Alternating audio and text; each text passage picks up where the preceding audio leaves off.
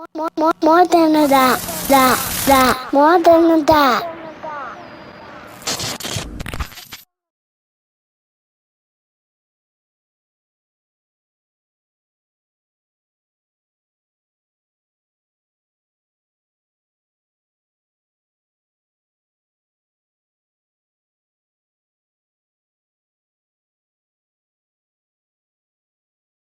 Welcome to More Than Dad Podcast. I'm your host, Lou Mobley. I'm joined by the coolest guy on earth, Dre Moore. What's good, y'all? And we joined by one of my college homies, man. Got him in town. Got the big dog in town. Father, husband.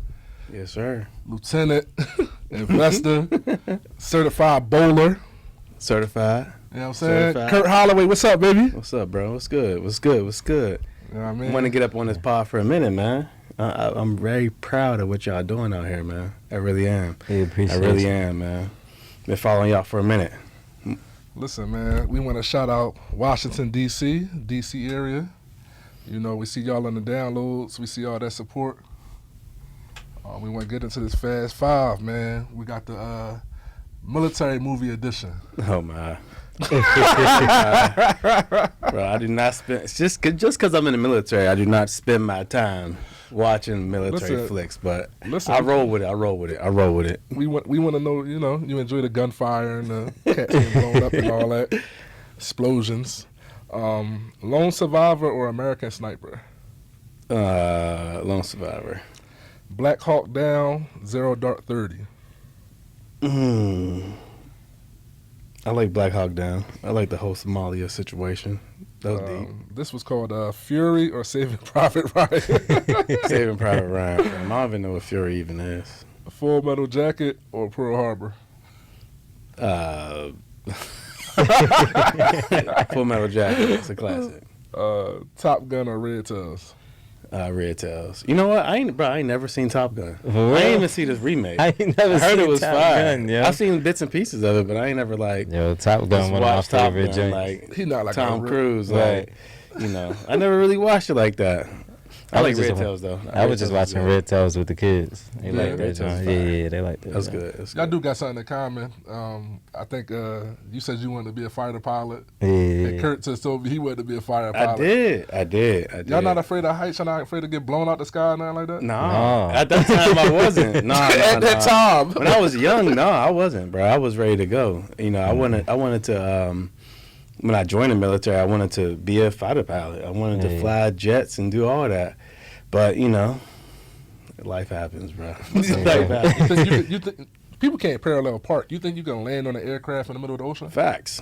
Yeah. Facts. Training. Y'all don't Enough have training, Right, bro. with enough I'm training, out you here, can do it. bro. It ain't- yeah, My it whip ain't- game is crazy in the car. So, You have a bus. That ain't hard, bro. I'm good. Y'all want to operate machinery. No, I'm good. Everybody had to get trained. They weren't born fighter pilots, bro. It just wasn't born like, I know how to do this. Everybody I guess got everybody trained. not born afraid of heights neither. I mean, listen. Hey, you're afraid of heights, I'm stay not on the afraid of ground. heights. Straight up. How not? I I'm mean, afraid You know of what it is? You're, like some people afraid of spiders, some people not. You know what I mean? Like, hey, I ain't afraid of you're a heights. larger person, bro. You need your feet on the ground. Bro, how did we get into that?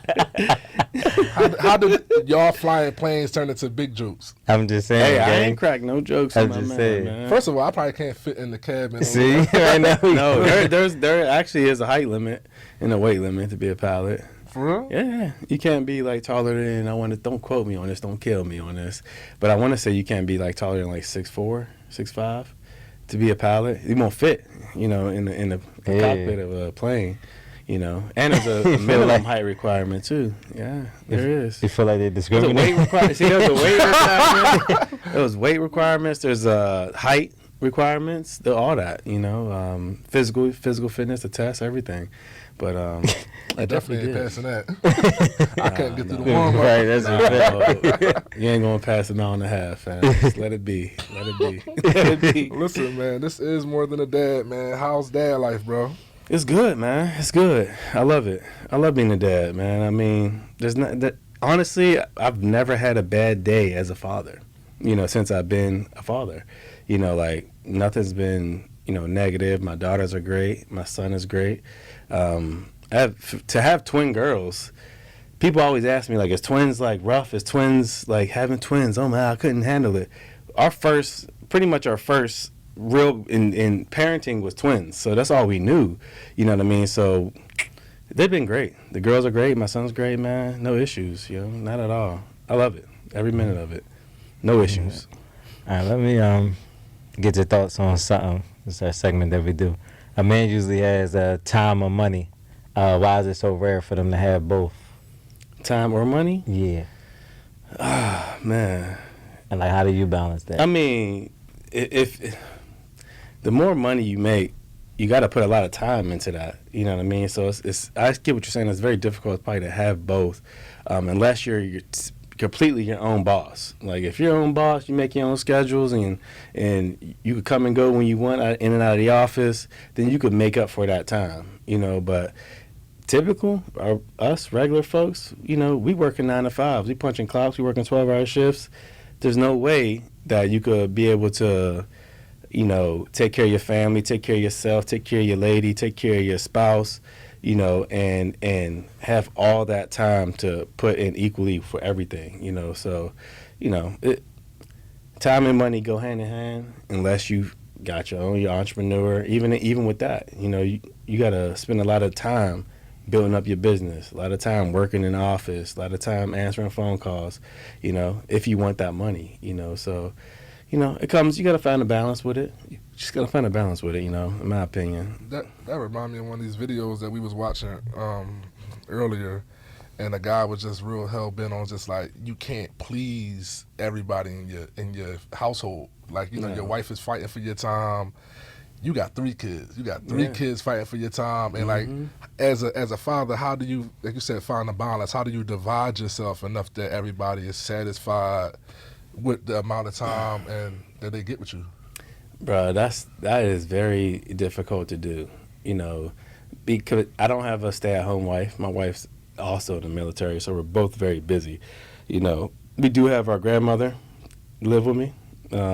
Shout out to my grandma. That's helping us in this situation. Right. So we could find that balance by leaning on her, to watch the kids for us, and to, when we want to have date nights, we want to do this and do that, we do have somebody in our house that could watch kids for us. So that helps a lot. But finding that balance, before my grandmother moved in, it was rough. You know what I'm saying? We had to find a babysitter. We had to get on somebody else's schedule just to have alone time. And we work a lot of hours. I've been, over this past month or two, I've been blessed with teleworking. So I've been able to get some time back. But, before that, man, it's super difficult. That's one of the main things that I find as a difficult, thing being a father, is having the time and the energy equally balanced out for all 3 kids, to making sure I'm putting all my attention on my daughter that needs it, my other daughter that needs it, my son that needs it, and myself, because a lot of times I'm lacking in my own, I got my own issues I'm dealing with. I got my own frustrations and my own, dealings with my wife, my family, my extended family, siblings, everybody, and everybody's pulling me in different directions all the time. So it's like, y'all do know I got kids, I got family, I got, I'm taking care of this, I'm taking care of that. I don't got enough brain space to take care of everybody. that's facts. You know what I'm saying? Like, I just don't, you know what I mean? And I feel like a lot of people don't understand that.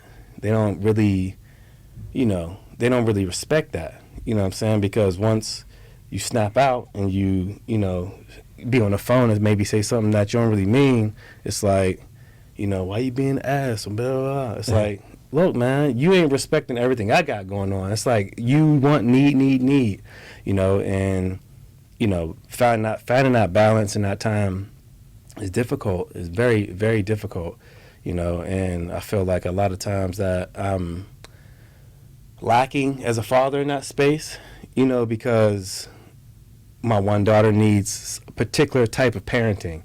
My other daughter needs a particular type of parenting. My son needs extra parenting because, he has his own issues that he's dealing with, So it's just like, when I get home from work, I'm tired. I need therapy. I need to chill. You know what I'm saying? Like, I need like to sit down for a minute. You know what I'm saying? So, you know, that's my biggest difficulty when it comes to parenting, is finding the right balance and time, you know, to equally love all these kids. I don't know how the hell Nick Cannon do it. He probably not. Bro. There's no way that you got all these kids and you could spend all that time with them. There's no way. It's impossible. I got 3 and I'm like, you know, you had homework today? I missed that. I get emails from the teachers like, hey, you got, there's a spelling test tomorrow. And I'm like, I didn't even get to that until 9 o'clock at night. They in the bed. And I wanted to sit down and review with the kids they spelling words. You got a test tomorrow. You know what I mean? So, you know, I ran out of time in the day, you know, to really do it. Now I'm sitting in the bed feeling bad. That's bad. Was you ready to be a father when you had your first kids? Facts. I was. You was? Yeah. Nobody never say that. No, How old were you? I was 24, I want to say. You was My first like child. Ready? Oh, no, I was ready. I believed I was ready. You know, none of my kids are accidental. Everything was planned. Like, you know, me and my wife discussed it like, hey, you want to have a baby?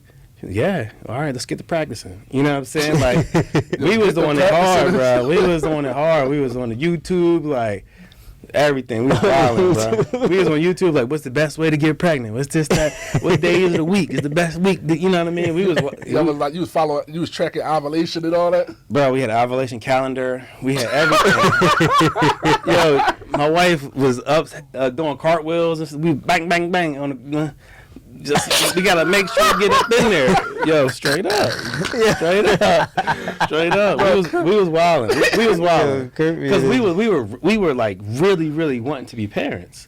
You know, like it wasn't no like we was like ready and at this moment in our lives we were fresh into the military. And we were living in Japan. How did y'all realize y'all was ready? Like, how did we realize we were ready? Yeah, like at 20, y'all both was 20. At 24. We were 24. Fresh in the military in Japan. We were in Japan. We were about 2 years into our careers. We were making money. We wasn't broke. We wasn't living in my boy's basement like we just was. And I felt like at that time when we were out there living in Japan, it was just us. Me and her. We didn't have no issues with our family. No one could bother us because we like 12 hours ahead.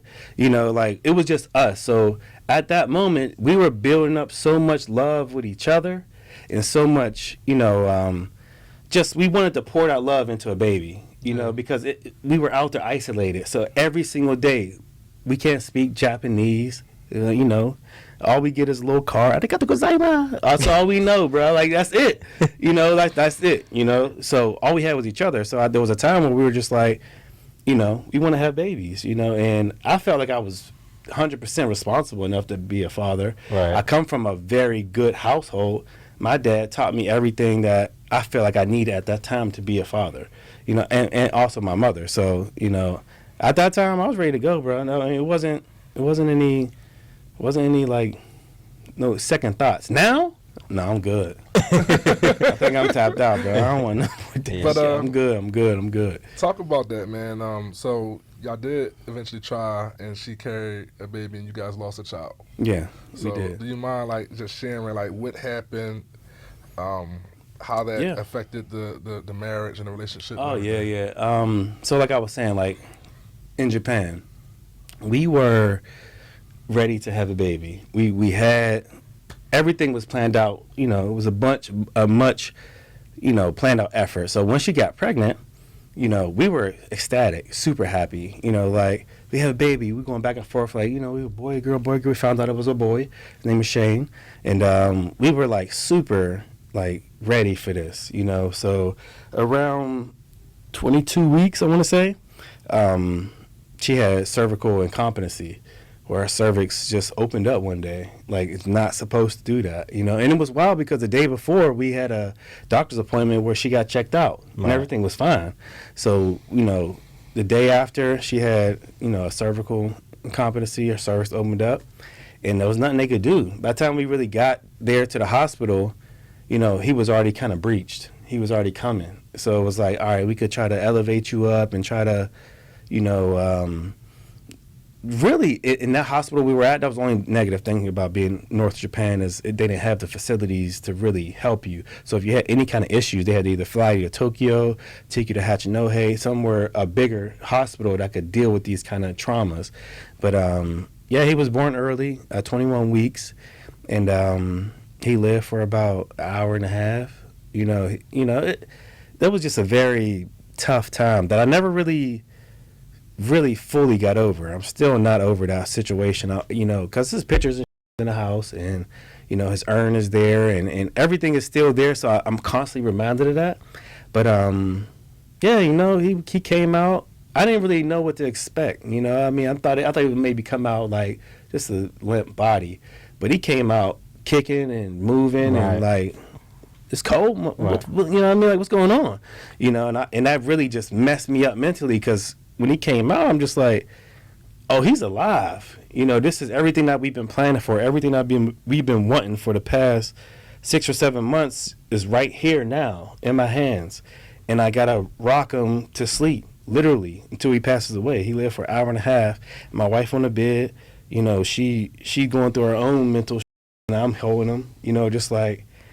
And doctors is coming in and out, checking his heartbeat, like, it's getting a little lower, just me up. You know what I'm saying? Yeah. I just don't really know, how to really handle that. Then they came in and was like, he's gone. There's no more heartbeat, and and we had to cremate him. We cremated him and kept him with us, But we never get over that. And we didn't have anybody to talk to out there. We didn't have anybody to lean on. We didn't have anybody to discuss this with. Then 2-3 months later, she had a miscarriage. So we thought we were, like, cursed. I thought I was cursed, keep it 100. Like, because before she got pregnant, I thought I couldn't have kids. Like, straight up. Like, because we were trying for a while, and I'm like, we've been together since I met you. Like, we've been together up to this point maybe 6 years. And she never got pregnant, and I ain't never had no other pregnancies. I thought I wasn't working, bro. Like, I went to the doctor, was like, Doc, what's up with my sperm count? You know what I'm saying? Because I didn't think I have kids. I was wilding. You know what I mean? So I thought I would have had kids. You know what I'm saying? But he was like, no, you're fine. So when we had the baby, man, it was everything we wanted was just gone in an instant, and I really didn't know what to do with that mentally. How you think that affected y'all relationship, like you and your wife relationship? You feel like it made y'all closer, or no? Because sometimes no, it didn't. It didn't make us closer. It actually made us. It separated us. We worked to get it back, right? But initially, no, because she felt like I blamed her for the situation, which I didn't, which I did not. But she felt that way, and I understand it because I was super upset, right. and I didn't really know who to blame. I'm like, why God do this to me? Yeah, like why? Or why, how this happened to me? Like, I don't understand it. I really thought I was cursed for real. I'm like, all this grimy stuff you've been doing, yeah, I'm gonna take one from you. So that's how I felt. No, that's how I felt. I really felt that way. So you guys eventually finally have twins. Mm-hmm. And you spoke a little bit about how that was like, but let's talk about when you finally had your son and you got your boy. Yeah. And you talked about your son having requiring a different level of attention. Yeah. You have a son with special needs. Can you talk about like how that parenting is different than maybe the girls? Oh man, when we had the girls, if I step back a minute, when she got pregnant again with the girls, I was going through a lot, like mentally, because she got pregnant again. Okay, you got twins, and I'm like, oh snap, we've been blessed to have two, bang bang, back to back, And once I found out there were two girls, I remember when I found out, I broke down in the bathroom crying because I felt bad, because I was like, damn, I was hoping I could get a son back, and I just felt horrible. It was a horrible feeling because I just felt like one of them would be a boy. And I'm like, oh, man, they're two girls. And I felt bad. I felt that way. I was all scrambled up in the brain, like, why do I feel bad that I got girls? You know what I mean? Fast forward, they come out, everything's great. The girls are perfect. Start talking early. We didn't have to do much with them girls, man. They're super smart, super intelligent. Now I have my son.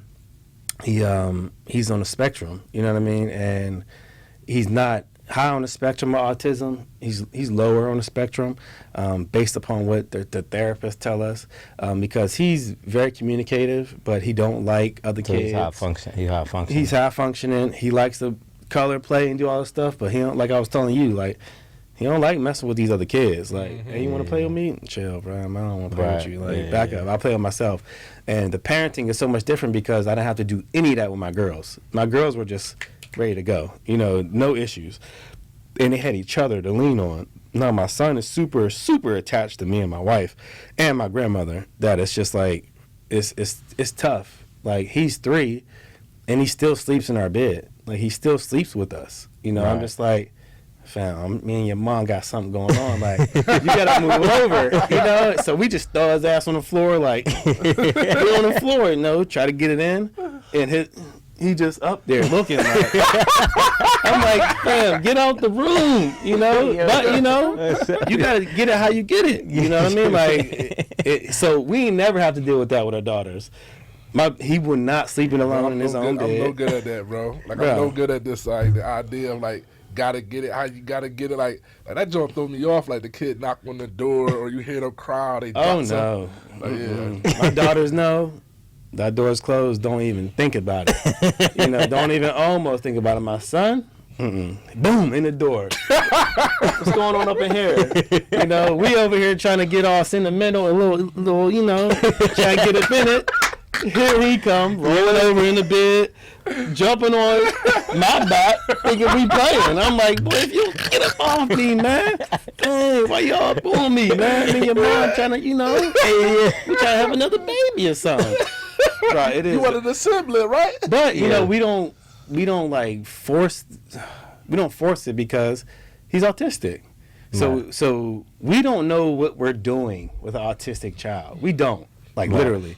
We don't know because all we know is we got twins, we got girls. We don't have any... Y'all had no guidelines. No, they try to give it to us, but everything's not the same. You know what I'm saying? He's not like... in it. Right. He's just now really communicating and letting us know what he wants. Like, I'm hungry, I want to eat, da-da-da-da. But, we try to put him in his bed, and he's like, oh, no. Mommy, Daddy, out the room. He's like, he does not like being alone. And, it's a learning experience, we just gotta deal with it, and it's a journey. It's a journey. Absolutely. I wanted to jump in, bro. Every time we have a married dad, like, it's a thing for me, bro, right? So you're talking a lot about, like, the household and being married. I had said something to you earlier about, like, I came to this realization that, like, being married is like being at work and, like all the forced, like, team bonding and like morale events. Yeah, bro. Like, it's like this conscious effort. Like, we all got a job to do, but, like, you should be cool with your coworkers. You should. And that's how the household is. Like, you should be cool with your wife. Like, y'all should, like, do stuff together. Y'all work together. Y'all a team. Like, that's how I feel. Like, even if you don't like each other, figure it out. You know what I mean? So, like, can you mind giving us, like, you went through, like, strengthening your marriage, right? And, like, re-sparking the marriage. Can you give us some tips on, like, how you did that? I mean, for us, like Dre was talking about time, we had to find time in our days to allocate just for us. Right. Take these trips, go on these dates, go on vacations. We haven't been on a vacation in a minute. COVID kind of messed all that up. We went on a cruise, but we just trying to find time with each other to really love on each other, get hotel rooms instead of having our son peeping in, like, so we could be ourselves, and really, really communicating, like, our issues, you know what I mean? Because a lot of times, I would hold a lot of things in. She would hold things in. She would be afraid to bring things up to me because I may snap out. Or my response to her issues wasn't sincere enough, or it wasn't, considering her feelings and emotions. It was like, okay, if this is bothering me, you just blow it off, and be like, why is this issue even messing with you? You know what I'm saying? Like, why are you tripping about this? And being able to step back and look in the mirror and reevaluate myself and understand what our issues were about. And a lot of it stems back to our son, Shane, I passed away. A lot of it started there with like the non-communicating, the issues. You blaming me for this. I'm blaming God for this. I'm blaming the doctors for this. I was about to get kicked out the military because of that. Like, I was 2 seconds from stealing on a doctor because they were so insincere. But I'm looking at it like they deal with this all day. This is probably like the 5th kid that died this week. They're insensitive to it. So I'm just like, y'all just think this is nothing. You know what I mean? So I had to really go get couples therapy. We went down and talked to somebody. I feel like it worked. It helped. I went and talked to a therapist myself to get some things off my chest.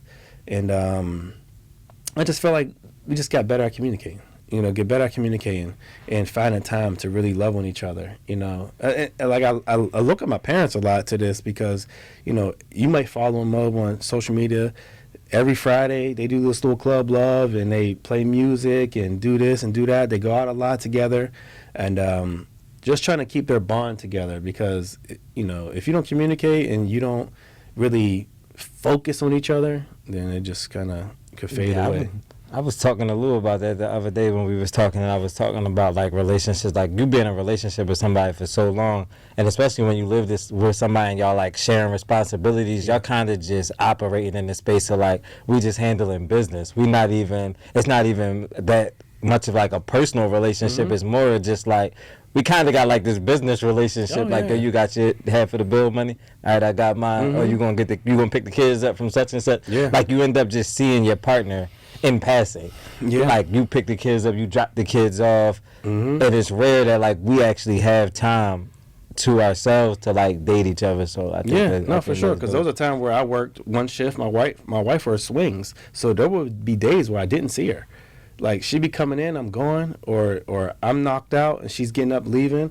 There would be like 2 days a week or 2-3 days a week where I didn't even see you, in 2-3 days. So we had to make time. We had to, find some time to spend together and really talk and communicate, We never had anybody really on the military, so don't mind all these military questions. I'm good. One thing I admire about you, bro, I feel like you always had a level head and like, we all came out here to figure it out and you just got to figuring it out quicker than everybody, right? Yeah. And I think the biggest thing in that is like obviously you and your wife deciding to be together consciously and then like I want you to talk to people about, like we always say, like put a plan together with your wife or like put a plan together with your woman and y'all make a life together.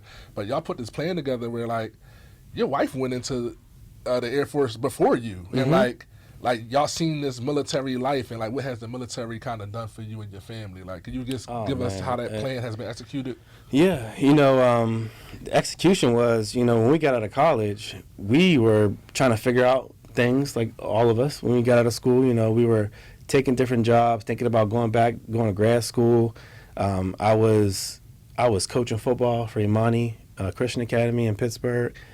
Going back and forth. I was doing a lot of things, working temp jobs. We both worked temp jobs together, get fired, together because we can't stop flirting in the office. You know what I'm saying? Like they were playing in the office. Right? They didn't know we knew each other because she was Barbara, I was Holloway. But they're like, they drive in here together. But I'm like, you gotta get out the car first. You know what I'm saying? But we started messing around in the office, flirting around, and they was like, y'all two gotta go. You know what I'm saying? So, we were dealing with... getting fired with your wife is crazy. That was just, wow, right? On a temp job. You got fired from a temp job the same day because you supposed to be calling customers. Y'all calling each other across the office like, what you doing over there, girl? You know what I'm saying? Hey, you two got to go. But, we did that. Then after a while...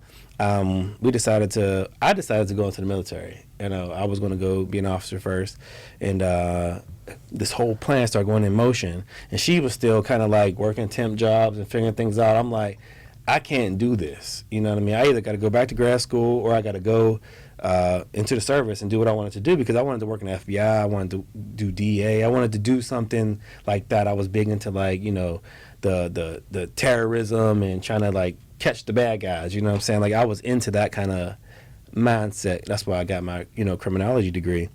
And I went down to DC, got hired, went to Secret Service, and the government shut down. When the government shut down, it was a hiring freeze. I got preliminary hired, depending upon my clearance. And the government shut down. It was like, hey, we don't know when it's going to back up. We ain't bringing nobody on. So I went back, talked to a recruiter. Recruiter was like, you come in if you want to work for the FBI. Just go in and do intel or something like that. Get your TS clearance and get out in 4 years. So I brought that idea up to Sheena, like, hey, what you think about going to the military? She was just like, what? No, hell no. I'm like, look, we ain't got nothing else to do right now. Like, let's just make this happen. It should be 4 years. It'll be quick. Let's just get this money, get this clearance. I'm going to get out and, do what I need to do. So, that's how that conversation started. And she just kind of was like, all right, let's do it. Then the recruiter was like, well, y'all got to get married. Y'all ain't going to be able to stay together. We were not married at the time. And we just bit the bullet and just, at that time, we weren't thinking about marriage, So it was like, all right, so what that mean? Y'all go to the courthouse, get some papers, come back with a marriage certificate, and make sure y'all can stay together. Because we still want to love and stay together and do our thing. And we just went down to the courthouse. So y'all was able to go to like basic training and all that together? She went a month and a half before me. Oh, so I didn't think she was going to get out of it. I thought she was going to fail out of it. Straight up. I ain't even going to front. From a fitness standpoint? Or yeah. My wife do not work out, bro. Like, she's in good shape. Genetic. She's from Africa. She gets Swahili. She got them good genes. So she could eat and do everything she want to do and don't gain no weight. She just click out. And just like, but how you doing all this with, you don't like to work out? So I never thought she was going to get out of basic training. He was at the crib like they gonna send her back. Any day I was waiting for a letter like, yo, come get her, come pick her up. I'm at the airport in Pittsburgh. Like, I knew you wasn't gonna make it out. Get in the car. Yeah, you a hater, bro. My wife was always like, "You're my biggest hater." She always say that. You're my biggest hater. I'm like, I'm not hating. I'm just keeping it 100. Like, you don't work out. I don't know. I never see you run. How you gonna do that? How you gonna? She was like, I used to be a cheerleader. I'm like, girl, stop it. She's been on ESPN more than I have. So I ain't hating. I'm like, okay, I got you. You was flipping and doing cheering. But that was a long time ago, Right. So she got through it. When she got through it, I was like so happy. That may have been like the proudest moment I've ever been of her.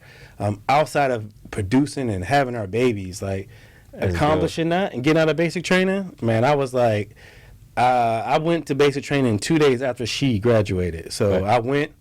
And I tried to stay. They was like, no, you can't stay. Take your ass back to Pittsburgh. And you got to fly down with everybody else, get on the bus and get cussed out. I was trying to stay. I flew down to San Antonio, watched her graduate. She lost like 20 pounds. She was skinny. Like, I'm like, ooh, I don't know. If you was like this before I met you, I might not be with you right now because you were too skinny, But she looked so good and like happy. And I was just like so proud of her. Like, man. Like, you really got out of it. This is wild. And you didn't even want to do this. Right. This is my plan. This is my idea. And she's been rocking ever since. She's been rocking ever since. She hates it. And she hates it. She hates the military. She does. So when you went to basic training, like, what was it like for you? Like, you got any crazy basic training stories? Oh, yeah. I almost got kicked out twice. I almost got kicked out of basic twice for fighting people. Twice, bro. Because I was one of the oldest people in basic. I was the same age as my MTI. And I came in at 24, 25. My MTI may have been a year or so younger, or we were the same age. So when I came in, everybody's 18, 19, 18. So I'm the old head in there. Mm-hmm. I'm just like, first night I'm in there, I'm just like, everybody's crying. People crying, fam. Like, in their wall lockers, like, everybody getting cussed out. I'm just like, I've been doing this for my whole life, man. Like, I've been getting cussed out by coaches. My dad been whooping my ass. I'm good. I'm not soft. You know what I'm saying? Like, you can't say nothing to me to make me be like, yes, sir, sir. It's not going to happen. You know what I mean? I'm just like, yes, sir. Yeah, I got, yes, sir. Yeah, yes, sir. Yes, sir. And they're just like, why are you smiling? I'm like, this is entertaining to me. So, Right, though, Kirk was crazy. Yeah, they're just like, all right, well, you're going to be a dorm leader. You're going to be a leader. So you're going to lead all these people. You're element leader. You're dorm chief. You're doing this and doing that. I'm like, all right, cool. This is nothing to me. I just was coaching kids. Ratchet kids at that. Like, ratchet, badass kids. So I'm like, this is easy for me to do this. And so basic was super cool to me. The only time I got in real trouble is, we only get our phones once a week. I got my phone 1 week, and it was dying. and I tried to charge it up, and I couldn't get it to turn on. And somebody was, being that person and being like, we got to put our phones away. I'm like, fam, if you don't back up off me, like, I need to call my wife and, like, say hi. I was going through, like, a stressful last week, He said something to me, man. I kicked him over the bed. He did a whole flip over the bed, and it was just, man, they had to come in there. He didn't try to attack me afterwards. He just took it like a man and just took his chest kick, and that was it. He just took it like, here you go. And I was everybody was like, everybody calm down, because we was getting close to graduation. So they were like, we don't want Kirk to get kicked out, and you don't want to get kicked out, so. It was tough, though. I had many days in basic where I was crying. I was emotional. I was like, what did I do? Did I make the right decision? Like, why am I here? Like, I don't understand this. Like, is this going to be beneficial to my life? There are a lot of days. But I met a lot of good people, a lot of good friends to this day that, really, I'm really cool with. And I feel like it helped me and guided me in my life to, financial. I don't know about nothing like that, financials, budgeting, being a responsible kind of adult. I learned all that from the military. On top of what my parents taught me, the military put a lot of structure in my life, and like, this is how you get to plan C, plan D, boom, boom, boom, boom. My parents weren't like that, Let me get my last military question out, man. Talk about, like, becoming an officer and making, like, this a long-term career. Like, yeah. What's that process like? I think you was kind of explaining it to me before, but, like, just for our listeners. Yeah, well, I was enlisted for 8.5 years, 9 years I was enlisted in the Air Force.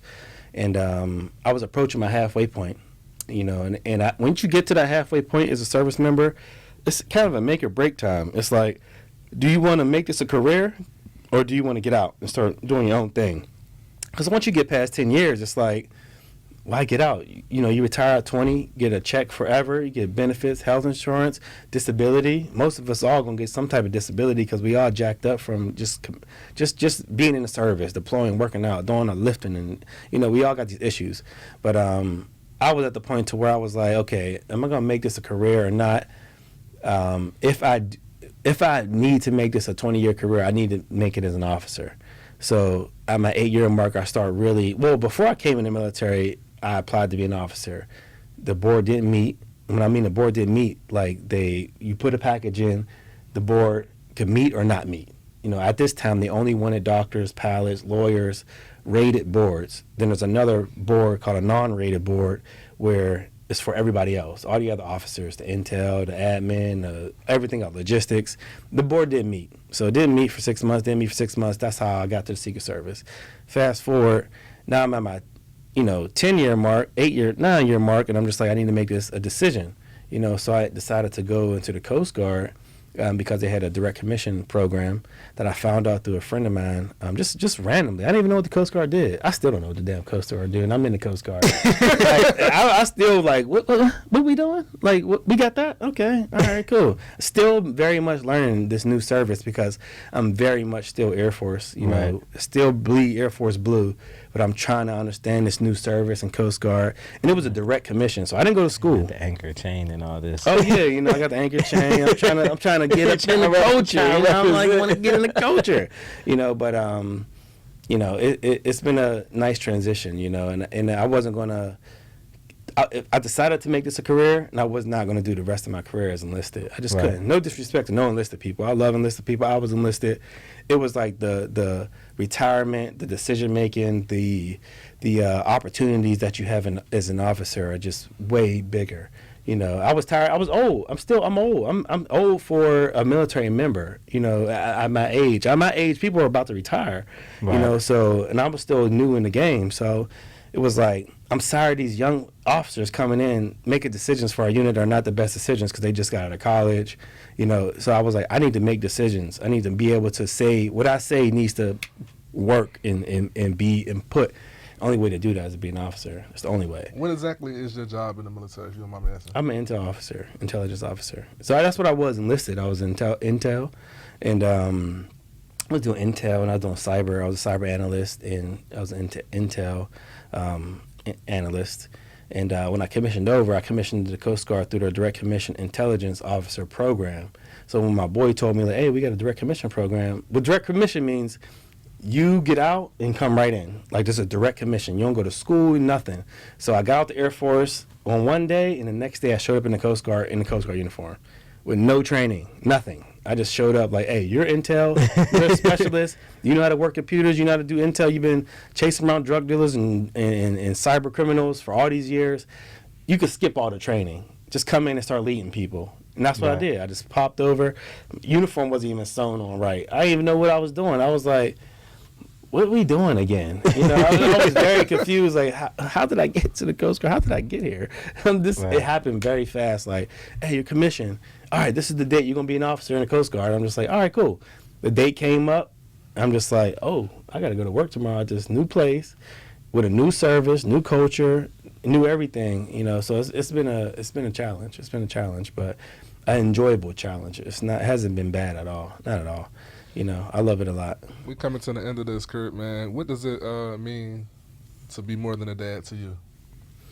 I mean, not just being that authoritative figure in the house, not just being that person that your kids may be afraid of because you're just the big man in the house, being that person that your child, your wife could lean on to come to you for comfort, to come to you for advice. You know, not just this big man who's going to whoop my ass if I get bad grades. You know what I'm saying? Like, not that person. So being more than a dad is just, the dad, how I look at it is the dad is just a term. It's just a word. It's more than that. You know, it's more than, you know, like I said, like being this, you know, that's my dad. He don't always talk. He comes home, goes to work, gets money for us, come home. You know, but, you know, it's encompassing everybody's problems, everybody's drama, putting them on your shoulders, putting them on your back, and tackling the world the best way you know how to, while keeping everybody in check, everybody in line, everybody safe and comfortable. You know, that's what being a father is to me. You know what I mean? And shout out to my pops. It's his birthday today. I love you, Dad. You know, and he taught me all those qualities. He did. He taught me all those qualities. And I'm fortunate because I think I'm the only friend, one of my boys, but me and one of my friends are the only people who had their dad in their life. So my dad was like everybody's dad in my whole hood. Everybody's dad was Big Kirk, Big Kirk, Big Kirk. Let me come to you to this. My dad was teaching us everything, you know, because a lot of our fathers weren't around, you know what I mean? So, you know, that's what it means to me, man. Just, you know, being more than a term and being that person that everybody can lean on. And the roof is always going to stay on top of our heads no matter what. You know, no matter what, the roof is going to stay there, you know, and you're going to hold it down no matter what. You know, that's what being a dad is to me, you know, and I love being a dad, man. I love it. I love it.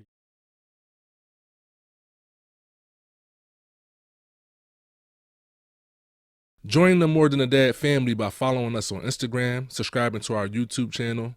Don't forget to join our Facebook group for daily questions, motivation, dad jokes, and new dad tips. If you enjoy our podcast, please leave us a review on Apple Podcasts and Spotify. Be sure to like, comment, and share our content with other parents. Last but not least, make sure you check out our new merch. The link is in the bio of our Instagram as well as the description of this YouTube video. We are truly grateful, and thanks for supporting More Than a Dad.